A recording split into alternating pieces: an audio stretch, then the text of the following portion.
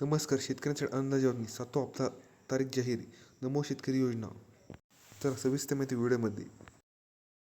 7वा हप्ता नमो शेतकरी योजना. महाराष्ट्रातील राज्य शेतकरी बांधवांचा अंदाज समोर आहे.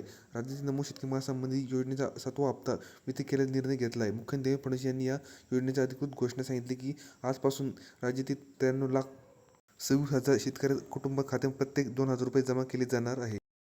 या महत्त्वाच्या योजनेवर राज्याकडून एकूण 21 कोटी रुपये वितरित केले जाणार आहे. वितरण केलेल्या बँक खात्यामध्ये डायरेक्ट डिपॉझिटच्या माध्यमातून केले जाईल. यामुळे शेतकरी पैसे वितरित प्रकारे अडथळा येणार नाही.